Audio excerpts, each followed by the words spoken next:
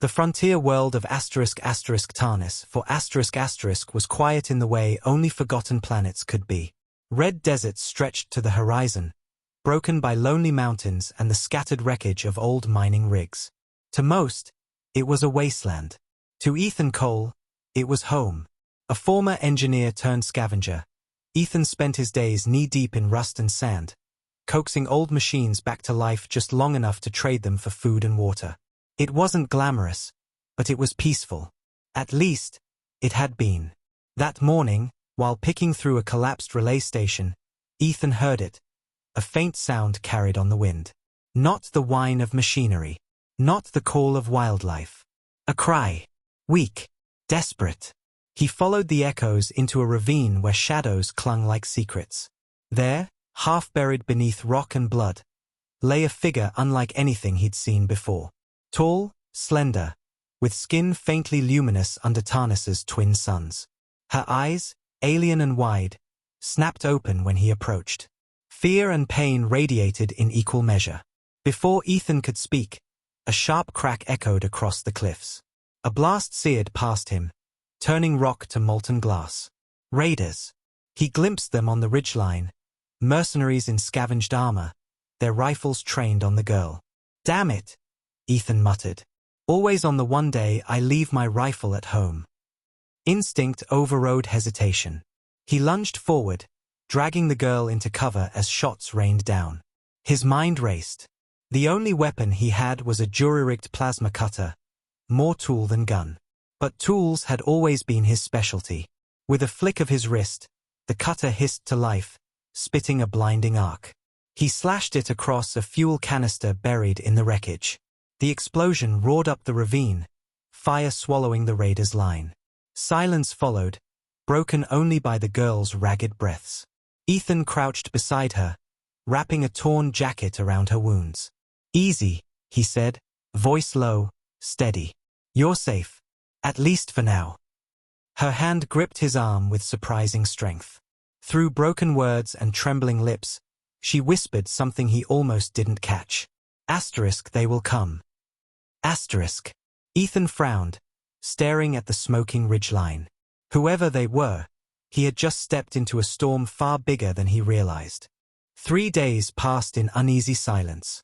Ethan had patched the alien girl as best he could, using medgel scavenged from old colonial kits. She healed faster than he expected, her luminous skin closing over wounds with an otherworldly shimmer. She spoke little, only fragments of words in a language he didn't know, mixed with the occasional halting phrase in standard. But one warning she repeated, again and again, "They will come." Ethan assumed she meant raiders. He was wrong. It began with shadows on the horizon.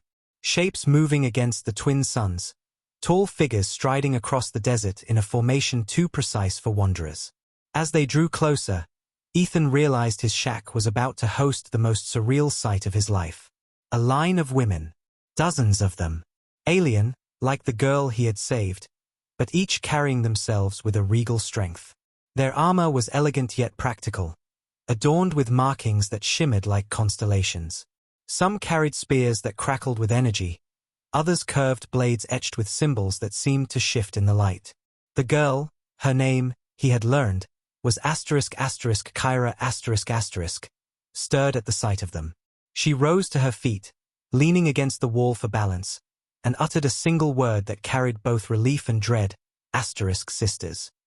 The tribe surrounded Ethan's home, eyes sharp, voices rising in a language both musical and commanding. At their head stepped a woman taller than the rest, her gaze unwavering, her presence almost suffocating. Kyra stumbled forward, kneeling before her. Ethan swallowed hard. "Well," he muttered, scratching the back of his neck, "guess company finally found me." The leader's eyes fell on him, narrowing. She spoke in halting standard, her voice deep and resonant. "You, human. You saved our blood. By our law, you are owed." Ethan blinked. "Owed? I don't want payment. Just figured I'd." Her hand cut the air, silencing him.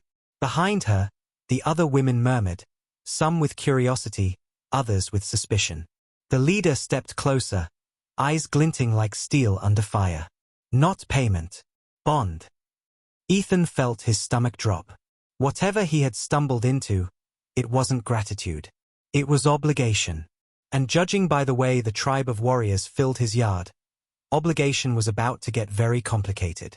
By nightfall, Ethan's quiet homestead looked more like a fortress than a workshop. The Illyrians moved with fluid precision, transforming his scrap yard into a camp bristling with alien weapons. Their energy spears were planted in the sand like watchtowers, humming with faint blue light. Their shields, woven from flexible metal, formed barriers around the perimeter. To Ethan, it was impressive, but not enough. "You're making it look good," he muttered, tightening a bolt on an improvised turret made from a mining drill and a plasma cutter.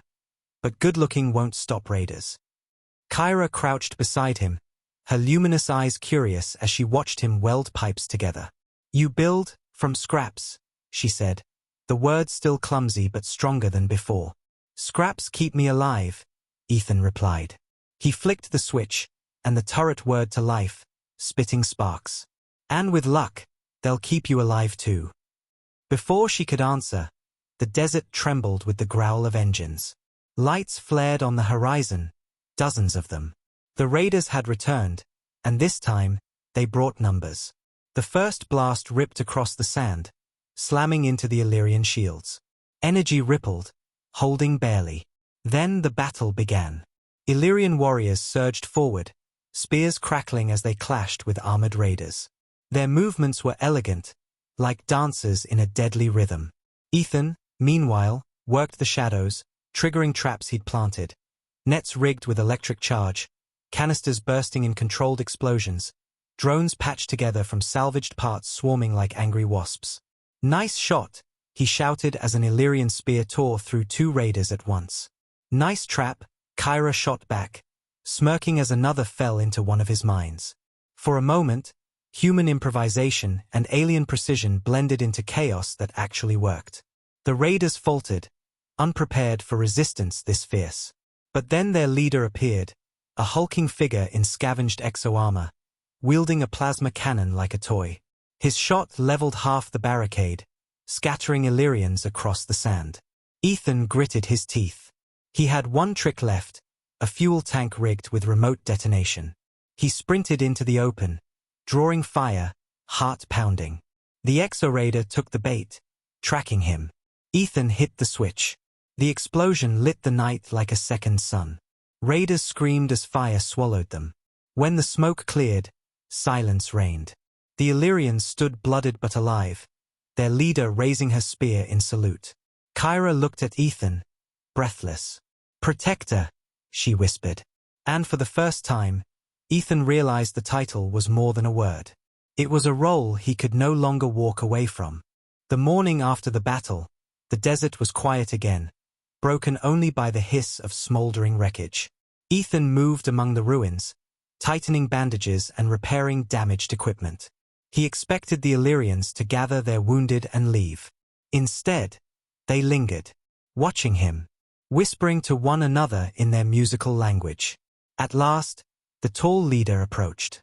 She removed her helm, revealing sharp, regal features framed by markings etched into her skin like living tattoos. Her eyes carried weight, the gaze of someone who had seen too many battles. "You are not only rescuer," she said carefully, her voice steady in broken standard. "You are chosen." Ethan blinked. "Chosen? No. Wrong guy. I'm an engineer with a talent for duct tape and bad timing." But then Kyra stepped forward, clutching a small object wrapped in cloth. She unrolled it with trembling hands, revealing a shard of metal engraved with symbols Ethan didn't recognize, until he did. They were human. Ancient Terran script, faded but unmistakable. His stomach dropped. That's from Earth." The leader nodded. "Our people guard the ruins. Old alliance, forgotten by most. Raiders hunt us because of what we carry. The shard is map, to a place your kind lost." Ethan's mind spun. He'd stumbled into more than a tribal feud. He was holding proof of a link between humanity and a species no one had even heard of. The leader drew her blade and pressed it to her palm, letting a bead of luminous blood fall onto the sand. She extended the weapon to Ethan. By saving Kyra, you bound yourself to us. By law of the Illyrian, you are guardian. Our oath is yours. Ethan stared at the weapon, throat dry. Guardian? Lady, I fix broken generators. I'm not. But the tribe's voices rose in unison, chanting a word that carried both reverence and finality. Protector. Kyra stepped closer, her gaze soft yet unyielding. You did not choose. The bond chose you. For the first time in years, Ethan had no quip, no excuse. The shard burned cold in his hand, its symbols glinting under Tarnis's suns. Whatever secret it held, whatever war it would spark, he was now tied to it. And there was no turning back. The raiders returned at dusk, but this time they weren't alone. Their patched ships blotted the sky, carrying mercenaries from off-world, heavily armed and disciplined. Whoever had hired them wanted the shard badly enough to throw an army at one desert scavenger and a tribe of exiles. Ethan stood on the ridge beside Kyra and the Illyrian leader. His yard, once a graveyard of rusting machines, now bristled with defenses. Jury-rigged turrets, drones stitched together from scrap, mines buried in the sand. Behind them, Illyrian warriors waited, spears humming with energy. He exhaled slowly. Well, this is either going to be the best advertisement for human engineering or the last.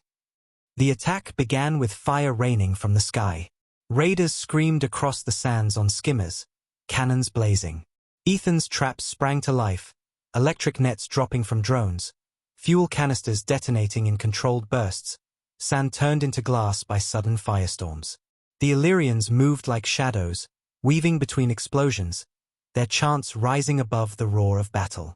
For every raider that fell to Ethan's machines, another was cut down by a spear or blade flashing with alien light. But the mercenary commander, armored head to toe, pushed through the chaos, wielding a plasma hammer that split barricades apart. He slammed it into the ground, sending shockwaves through Ethan's defenses. Ethan staggered, blood on his lips, and grabbed the shard from his belt. It wasn't just metal. It was a beacon. Symbols flared, light streaking into the sky. For a heartbeat, the battlefield froze as both sides stared at the signal piercing the heavens. The mercenaries faltered, fear in their eyes. The commander snarled and charged, but Kyra leapt forward, her spear crackling as she struck him down in a storm of light. The raiders broke. Those who survived fled into the desert, leaving their dead in the sand. When silence returned, Ethan dropped to his knees, exhaustion stealing his strength. Around him, the Illyrians raised their voices, not in mourning, but in triumph. Days later, a settlement rose where his workshop once stood, part human scrap, part alien artistry. Children ran through its courtyards, laughter replacing the echo of gunfire. Ethan leaned against a half-repaired turret, watching Kyra teach younglings how to wield a spear. For the first time in years, he almost felt at peace. But then, deep in the desert, the shard pulsed again, unlocking a second pattern. A map.